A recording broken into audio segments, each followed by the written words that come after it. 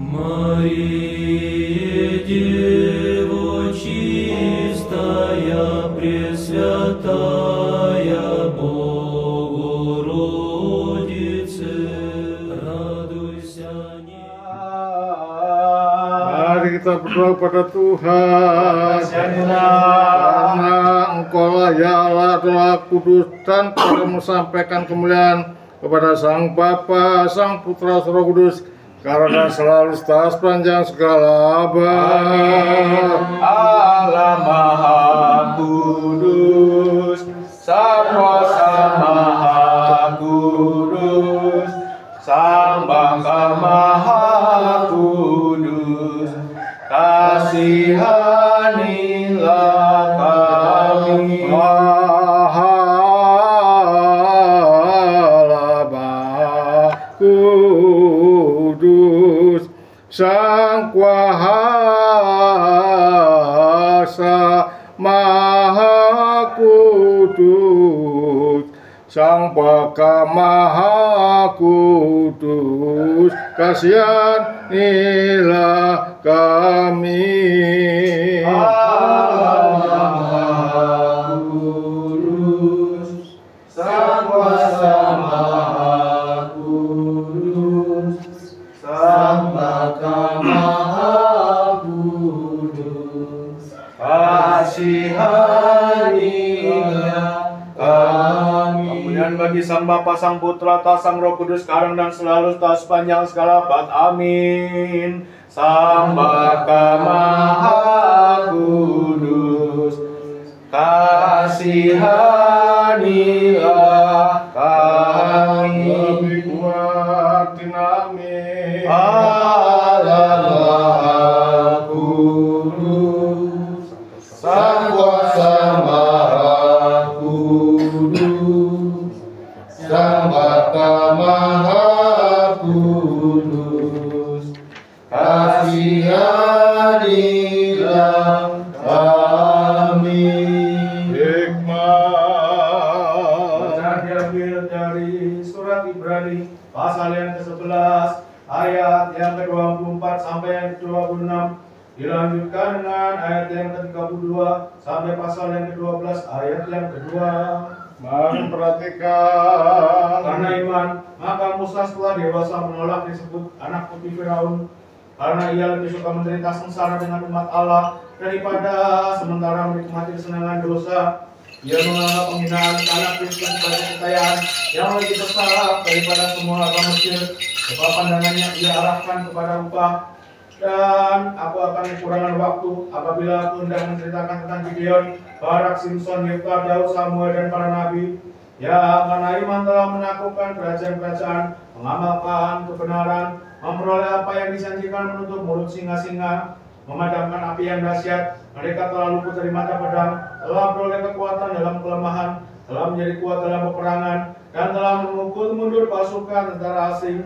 Ibu-ibu telah menerima kembali orang-orang yang telah mati sebab dibangkitkan. Tetapi orang-orang lain membiarkan dirinya disiksa dan tidak mau menerima pembebasan supaya mereka beroleh kebangkitan yang lebih baik. Ada pula yang diejek dan didera, bahkan yang dibelenggu dan dipenjarakan. Mereka dilempari, digergaji, dibunuh dengan pedang. Mereka mengembara dengan berpakaian kulit domba dan kulit kambing sambil menderita kekurangan, kesesakan dan siksaan.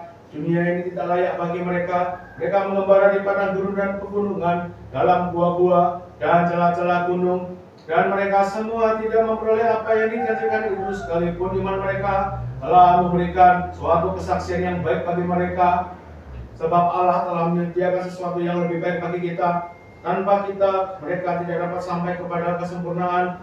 Karena kita mempunyai banyak saksi, bagaikan awan yang mengelilingi kita, marilah kita menanggalkan semua beban dan dosa yang begitu merintangi kita, dan berlomba dengan tekun dalam perlombaan yang diwajibkan bagi kita. Marilah kita melakukannya dengan mata yang tertuju kepada Yesus, yang memimpin kita dalam iman, dan yang membawa kita kepada kesempurnaan, yang dengan mengabaikan kehinaan tekun, memikul salib, ganti sukacita yang disediakan bagi Dia yang sekarang duduk di sebelah kanan tahta Allah. Kami sudah dapat membaca. Haleluya, haleluya.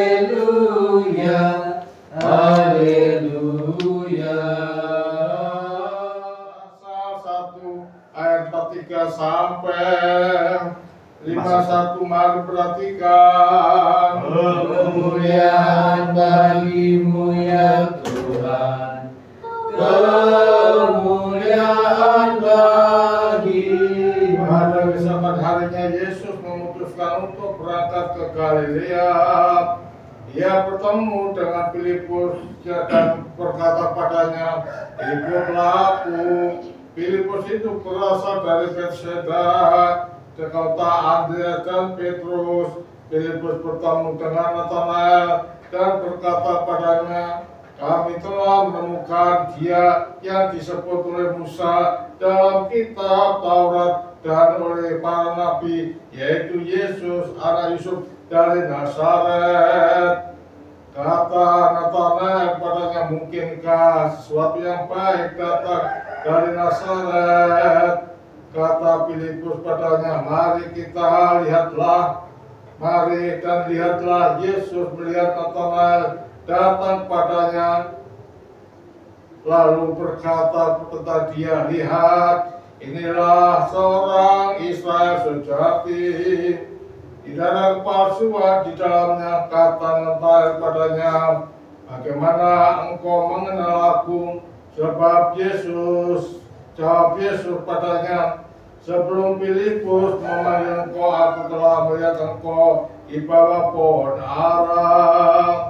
Kata Nathanael padanya, "Rabi, engkau anak Allah, engkau raja orang Israel." Yesus menjawab katanya, "Karena aku berkata kepadamu, aku melihat engkau di bawah pohon ara, maka engkau percaya. Engkau akan melihat hal-hal yang lebih besar daripada itu." Lalu kata Yesus padanya, "Aku berkata kepadamu, sesungguhnya engkau akan melihat langit terbuka dan malaikat-malaikat Allah turun naik kepada anak Allah." Kemuliaan bagimu ya Tuhan, kemuliaan bagimu.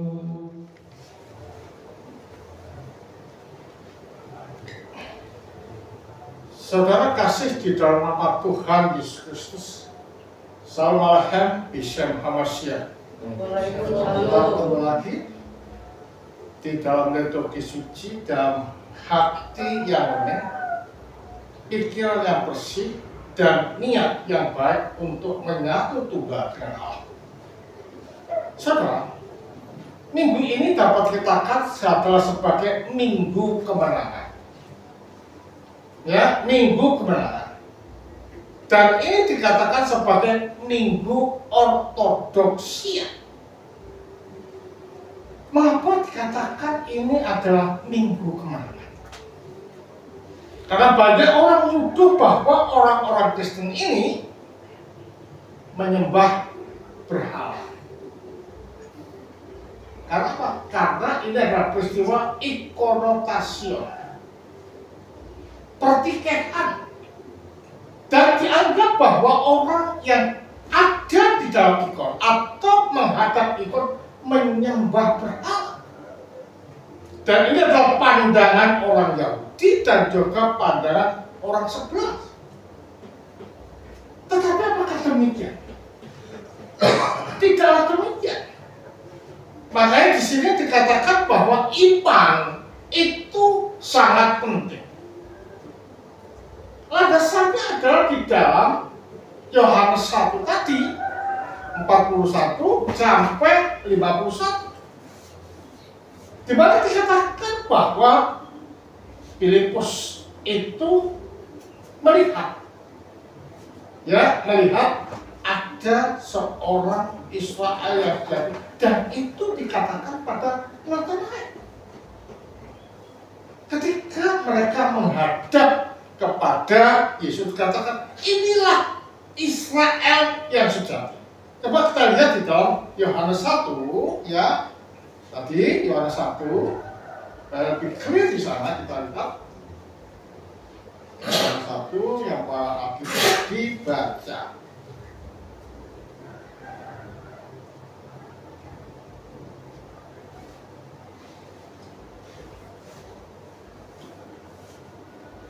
Ya, pada keesokan harinya Yesus memutuskan untuk berangkat ke Galilea. Ia bertemu dengan Filipus dan berkata kepadanya, ikutlah aku.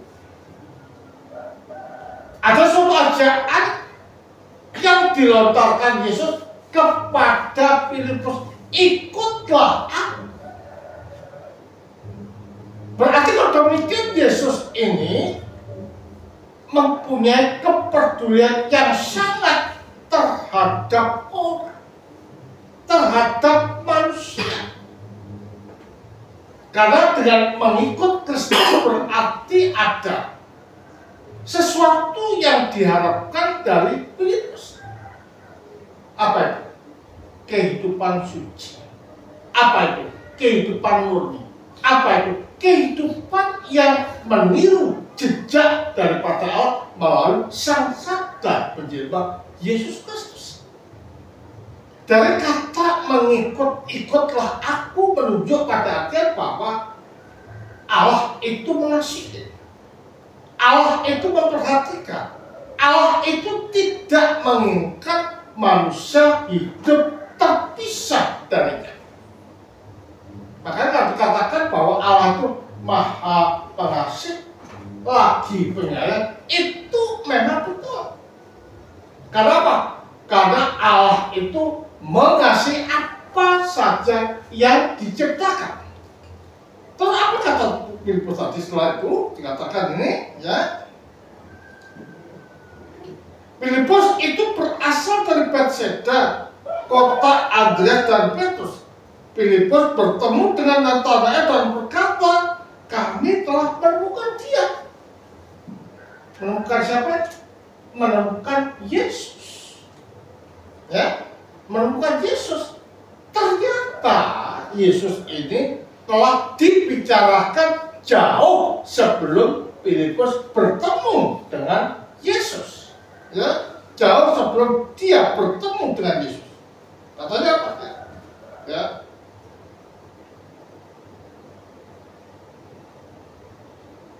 Yang disebut oleh Musa dalam kitab Taurat dan oleh para nabi, yaitu Yesus anak Yusuf dari Nazaret. Karena penyidikan menjadi suatu penyelidikan, karena sudah dibicarakan di dalam kitab Musa, yaitu Taurat dan juga para nabi, mengenai kedatangan Yesus dari Nazaret anak Yusuf. Pertanyaan di situ, mungkinkah nabi itu muncul dari Nazaret? Ini yang dipertanyakan di sini. Ini yang dipertanyakan di sini. Coba kita lihat. Kata Nathanael kepadanya, mungkinkah sesuatu yang baik datang dari Nazaret? Nah, untuk membuktikan itu, maka Filipus mengajak Nathanael, mari dan lihatlah. Supaya apa? Tujuannya supaya tidak menjadi pertanyaan di dalam kalbunya. Ada orang yang baik yang muncul dari Nazaret, yaitu Yesus Kristus. Jadi kalau demikian perlu pembuktian. Makanya kalau kita melihat sesuatu dibuktikan. It's not just speaking, but we have to see the reality of that person. Ya, makanya kehidupan orang Kristen adalah kehidupan yang merenung, kehidupan yang menata, kehidupan yang betul-betul ingin tahu secara unik tahu kita. Artinya kita tidak berusaha-berusuh di dalam mengambil suatu keputusan. Makanya kata Filipus, mari dan lihatlah. Menunjuk pada apa? Searching, kan? Menyelidik. Ojo percaya tok, tapi buktikan orang ini benar-benar baik gak? Jangan-jangan kita percaya orang ini melenceng, kita jadi ikut melenceng. Ya, jadi di sini kita diajar untuk apa? Untuk teliti. untuk benar-benar tahu dan direnungkan. Menjadi orang Kristen juga seperti itu. Jangan hanya percaya tanpa melihat realita apa yang dikatakan orang yang kita percaya. Kalau yang kita percaya jembret, ya jangan diikuti. Ya, kalau yang kita percaya itu nggak baik, ya jangan diikuti. Karena ketidakbaikan, kejembretannya itu nanti juga berpengaruh di dalam kalbu dan nus kita. Makanya kita harus teliti di dalam hal apa saja. Kalau katakan juga, ya, Yesus melihat Natanael datang kepadanya lalu berkata kepada dia, ya, lihat, itulah seorang Israel sejati, tidak ada kepalsuan di dalamnya. Jadi ketika Natanael melihat Yesus, lihat ini adalah orang Israel sejati, tidak ada kepalsuan di dalamnya. Ada suatu bisikan, Ishak, dan kalbunya merasa bahwa yang sedang dihadapi ini bukan sekedar manusia, tetapi yang sedang dihadapi ini adalah manusia jelmaan daripada Sang Firman. Makanya tidak ada kepalsuan, yang ada kebenaran, yang ada kesucian, yang ada kejujuran, yang ada keterus-terangan, yang ada kemuliaan dan perbuatan epidemi lainnya yang ada di dalam kalbu Sang Sabda menjelma ini. Jadi demikian kehidupan orang Kristen ini sebenarnya harus betul-betul hati-hati sebelum memutuskan sesuatu. Ojo gerusa-gerusu. Makanya di dalam ortodoks ditekankan ada 3 O sebagai pilar. Apa itu? Ortodoksia. Apa itu? Ortolatria. Apa itu? Ortopraksia. Nah, ketiga pilar ini bukan segala-galanya, tetapi untuk menuju segala-galanya. Apa itu? Kesucian, penyatuan, dan perubahan muliaan di dalam hidup kita.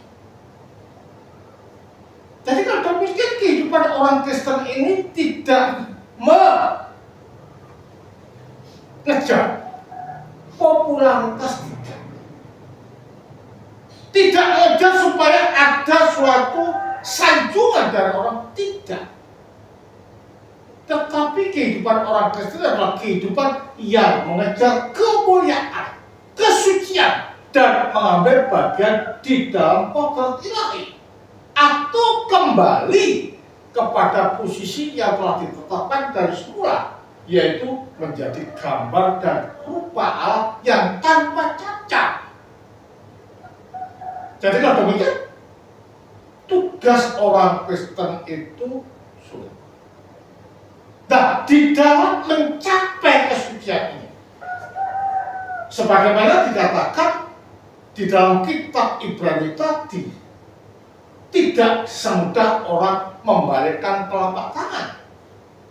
Ya dibunuh, ya digergaji, ya masuk ke dalam gua-gua, bahkan ke katakombe. Tujuan apa? Tetap mempertahankan iman. Dan apa yang ditulis di kitab Ibrani itu adalah menunjuk kepada apa? Penyiksaan, penganiayaan yang dilakukan oleh orang-orang Yahudi dan orang-orang kafir lain terhadap orang Kristen atau orang yang menjadi kekasih Allah. Jadi kalau demikian, iman itu is not easy. We have to struggle all the time in our life. Tidak semudah, tapi kita berjuang. Bahkan darah itu pun juga menjadi taruhannya. Dari sini saudara kita dapat melihat orang beriman dalam Kristus itu jangan cari aman.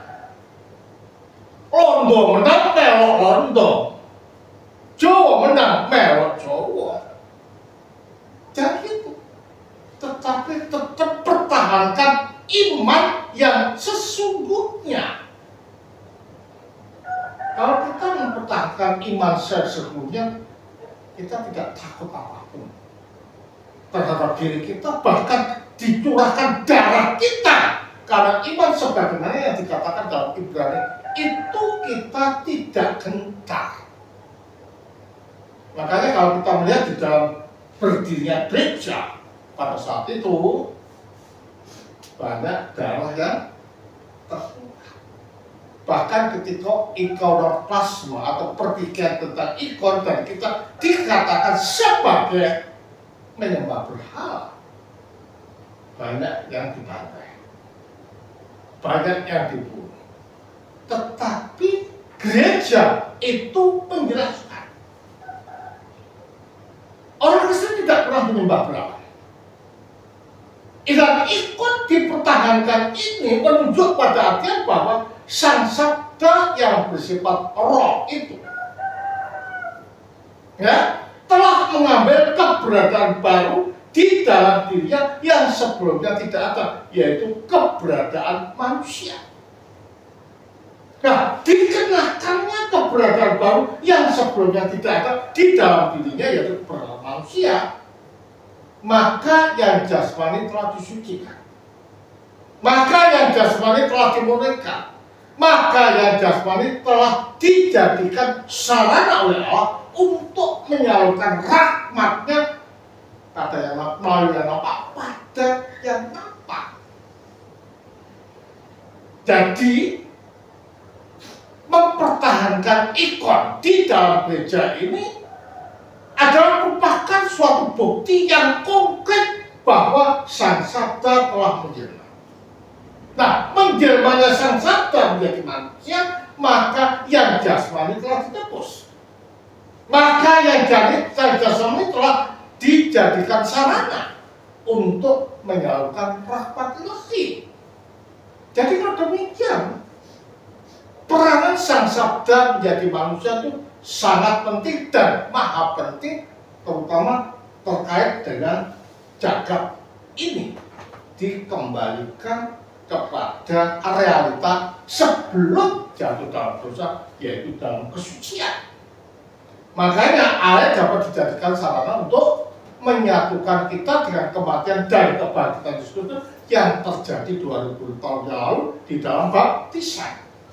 Ya, minyak dapat dijadikan sarana untuk penyembuhan, baik secara jasmani juga secara rohani. Karena pada hakikatnya manusia semua itu salah dan dosa. Roti dapat dijadikan sarana untuk memasukkan kehidupan kita di dalam kehidupan Kristus melalui sakramen perjamuan kudus. Dan sakramen-sakramen yang lain termasuk cat, termasuk kayu dan lain sebagainya dijadikan sarana untuk dapat menggambarkan tentang kekatolikan, yaitu berwujud ikon. Dengan melihat ikon kita dapat melihat gereja yang bersifat yang nampak dan yang tidak nampak, dan itu adalah merupakan refleksi dari keberadaan Kristus yang dua itu tapi menyatu dalam satu hipostasis sang Verba. Jadi kalau demikian, di dalam Minggu Ortodoksia itu adalah menyangkut mengenai keseluruhan perjuangan orang Kristen Ortodok sekaligus mempertahankan imannya dan juga pembuktian bahwa sang sabda itu telah menjadi manusia betul-betul, sehingga dampaknya itu dapat kita lihat di dalam gereja. Ya, dampaknya dapat kita lihat di dalam gereja. Makanya nanti ada arah-arah ikon setelah itu. Atau tujuan apa? Untuk dapat mengerti bahwa gereja itu telah menang.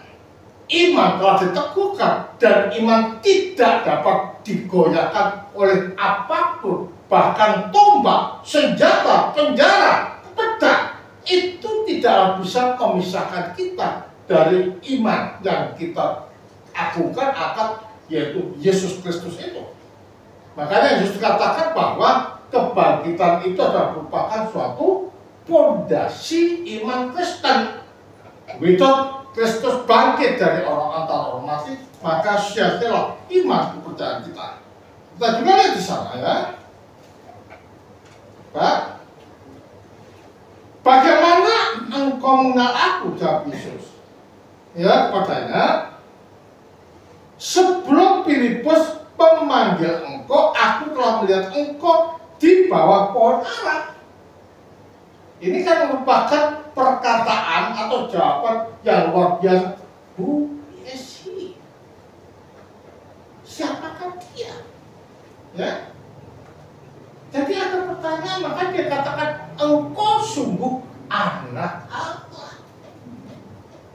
Jadi sebelum dia itu menjawab, ya, sebelum dia itu mengatakan seperti itu, dia pada waktu dia mengatakan seperti itu, dia merasa siapakah dia ini? Kok bisa meroh sadurunge pinang? Kok bisa mengerti apa yang tidak diungkapkan pada Yesus jauh? Ya, kok bisa? Kan katakan terus sini, ya.